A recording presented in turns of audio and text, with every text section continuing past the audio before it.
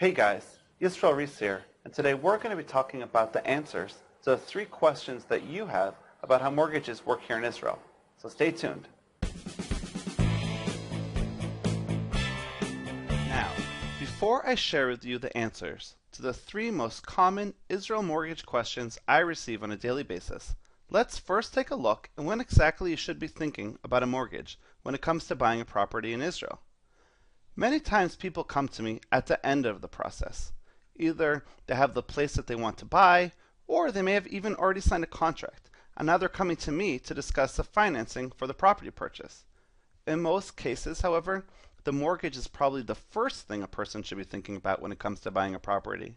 Doesn't it make sense to have in your hand a pre-approval from a bank in order to know exactly how much financing the bank will give you before you start looking at a home, so that when that right home becomes available, you can make an offer confidently and quickly? Now, here is the first question most people ask when they want to know about mortgages here in Israel. What's with the down payment? How much is actually needed to buy a home here? Because we know that in other countries like the US, there are opportunities for first-time homebuyers to get into a home with as little as 3%. Like if you use the government-backed enterprise Freddie Mac. In Israel, however, in order to maintain a secure housing market, Israel's central bank, also called the Bank of Israel, here's a picture of their building, they're more strict about their down payment requirements. There's actually different requirements based on whether you are an Israeli citizen or not, i.e. whether you have a Tudat Zehut or not. If you do not have a Tudat Zehut, then you have to put 50% down on the property. So if it's a $1 million shekel property, you'd have to put 500,000 nis down. If you're an Israeli citizen, you'll only have to put down 30%. And if you're a first-time home buyer, many times you can negotiate with the bank to get up to 75% financing and only have to put 25% down. So here's an example of how the numbers would look for a $1 million shekel purchase. Now for the second most asked question that I get asked, how do I know what my monthly payments will be, and how do I know if the banks will approve me for a mortgage? And by the way, this is a picture of Bank Hapoalim, but I go to all the different banks when I get mortgages. I don't recommend any specific bank. Following is a general estimate of what you can expect your monthly payments to be based on your mortgage amount. Before you ask me, well, isn't there a lot of different mortgages out there? And the answer is yes, but this is a general estimate for the average situation for a decent mortgage product. For every 400,000 nis mortgage that is being taken out, you can expect to pay 2,000 nis every month.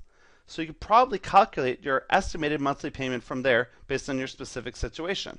In terms of being approved, whatever your monthly payment comes out to, the bank will want to see that your net income, i.e. your monthly income after the taxes are taken out, is 3 times your monthly payment. If your monthly payment would be 2,000 nis, the bank would be looking to see that you bring in 6,000 nis net income every month. But this is a gray area, and with a little pushing, you can get a pre-approval even if you don't fit this exact criteria. Now for the final, most commonly asked question. What's up with the aliyah rights relating to taking a mortgage? If you've made aliyah, you probably are aware that you receive benefits as a ole chadash.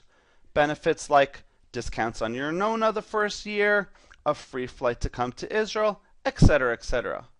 One of the more well-known aliyah benefits is the mortgage benefit. It sounds good, right? The truth is that the aliyah mortgage benefit used to be great because mortgage rates were generally high, and the aliyah rates in the mortgage you could get as an ole were very low. Today, however, the mortgage rates in Israel are relatively low, so that in 99% of cases, the aliyah mortgage benefit isn't actually worth to use because, quite simply, you can get a better mortgage without taking the aliyah mortgage. There you have it. Answers to the questions that you had about how mortgages work here in Israel. If you have other questions and would like to be in touch, shoot me an email at the email address below. Otherwise, thanks for watching, and I'll talk to you soon.